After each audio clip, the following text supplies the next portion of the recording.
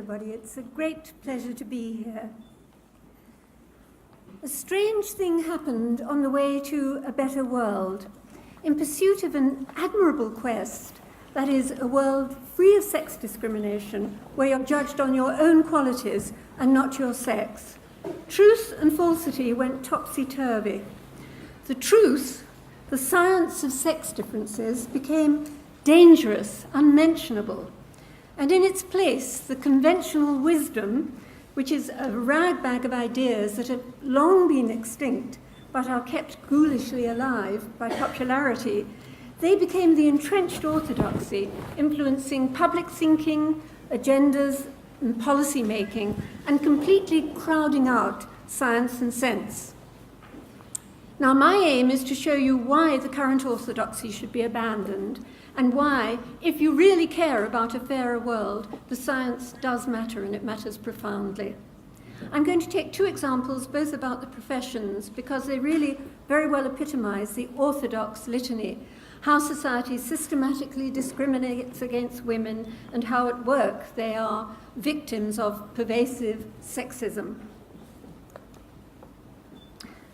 So here are the conventional wisdoms. Well,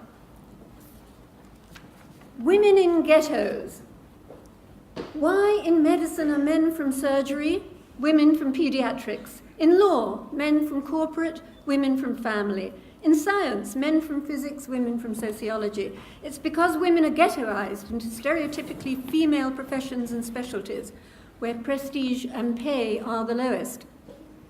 And why is it always men at the top? The highest positions and prizes, whether influence or income, heads of state, CEOs, professors, Nobel laureates. Why? Because for women, there's a glass ceiling. For men, there's a glass elevator. Well, but you might be thinking, isn't that conventional wisdom true? Isn't the evidence compelling? No. Nonsense. Thank you. It's wholly misconceived. It's both ignorant of modern science and it's fighting battles that have already been won. But before I explain to you about that, I've got two caveats. One is about averages. We'll be comparing averages, not differences between individuals. Try not to think in individuals, but about differences between groups. Specifically, how characteristics are distributed differently in the two groups, males and females. And second, let me stress that I'm emphatically not denying that discrimination exists. I'm not denying that. Rather, it can't be the whole story, and it certainly isn't the story in the way that it's generally told. So let's get straight to some science of sex differences, and I'll start with tastes, that is, with interests. There's an experiment in which sex-stereotyped toys, trucks and dolls, were given to mixed-sex groups. Now, I'm sure that all of you will guess correctly which sex preferred which, but these males and females were vervet monkeys. Now consider newborn babies. Even at 1 day old, girls prefer a human face and boys prefer a mechanical mobile. Now, neither those monkeys nor babies had been brainwashed, socialized, stereotyped, ghettoized, or any of these other things, and they hadn't even encountered toys or mobiles previously. Rather, what these results of these little experiments capture is an evolved sex difference in interests. Women are far more interested in people, and men are far more interested in things. This difference is one of the largest of all psychological differences between the sexes, and also it's by far the largest when measured in career interests. And that difference in career interests, by the way, hasn't changed over the past century since records were first kept. Even though there have been massive social changes, that still stands out as the largest difference in career interests. What's more, it's been found that a person's interests are the most powerful predictor of what their entire career will be like, even more so, surprisingly, than talent. So, Look at females in the UK professions. From over 80% in the people-oriented down to 6% in things-oriented. Well, ghettoization, really? Or might it not be choice? By the way, even those 6% female engineers are overwhelmingly in bioengineering, that is, working with people or other living things. And even women in the top 1% of mathematical ability, 1%, that's very, very high, choose instead, unlike their male counterparts, they often choose careers working with people, again, people and living things, biosciences, doctors, and so on. And yet, the conventional wisdom stubbornly refuses to acknowledge that women's own interests might be a cause of how they choose their career, what careers they're in. And now to temperaments and men at the top. Men are vastly more competitive than women. I'll tell you why very quickly. Quick evolutionary sketch. Give a man 50 wives and he'd have children galore, but a woman with 50 husbands, no advantage whatsoever. So, natural selection favoured men who competed strenuously for mates. And all men now are descendants of those victorious competitors. From this, much follows. Men are far more ambitious, status-seeking, hierarchical, single-minded, opportunistic, persevering, risk-taking. Their entire life strategy is a far higher risk, higher stakes game, and far more dedicated to winning. They notoriously find any area to be first, most, biggest, best. I got from the Guinness Book of Records, beer mat flipping, haggish hurling, or extreme ironing. There are worse ones than that, I can tell you. And they even appropriate all the summits. This was recently held in Paris, the Global Summit of Women.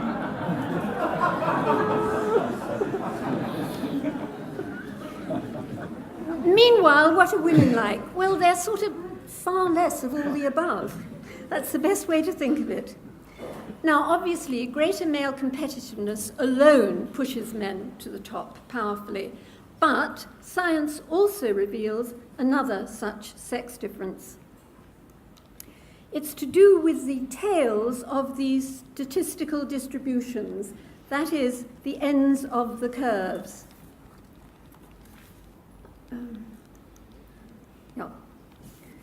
For all sex differences in all species, this is not just humans, all sex differences in all species, there's a difference in the shape of the tails.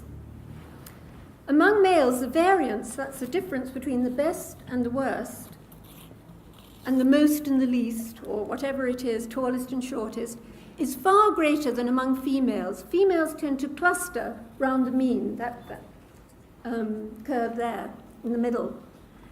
Females tend to cluster around the mean. The tails are far less far apart, but among males, the variance can be great, huge.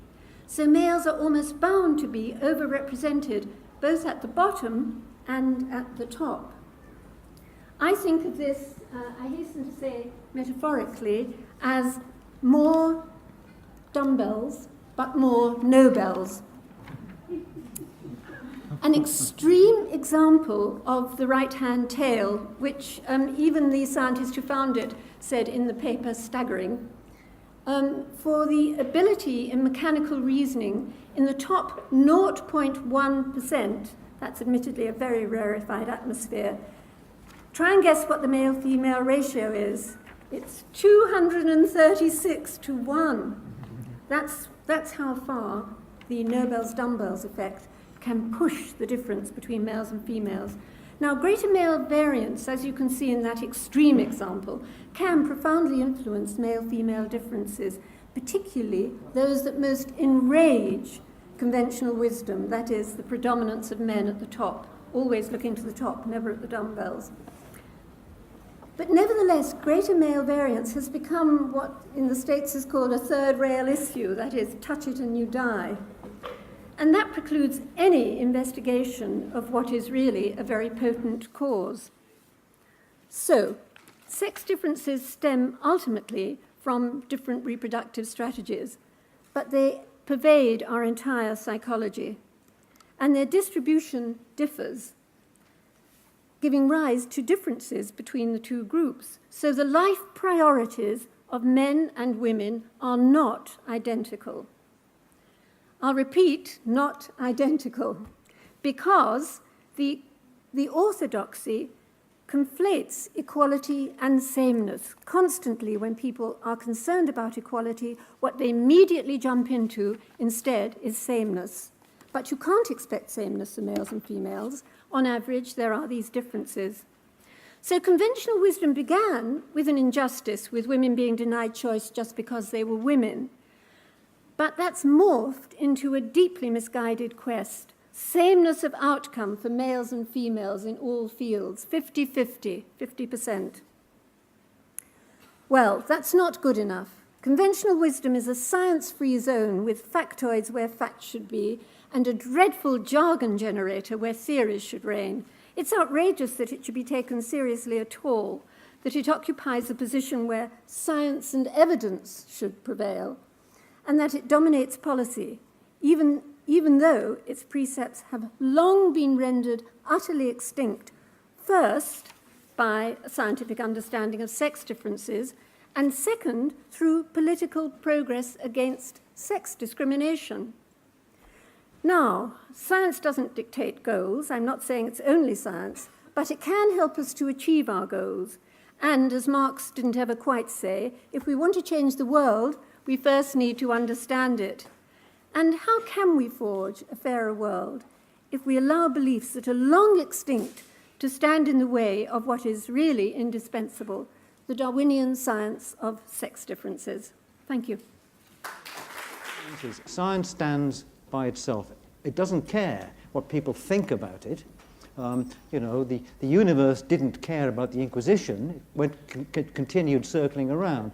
And genetics is like that. I mean, genetics is a scientific way to make sex boring. Okay, that's what I do professionally. And we discover things that may be uncomfortable.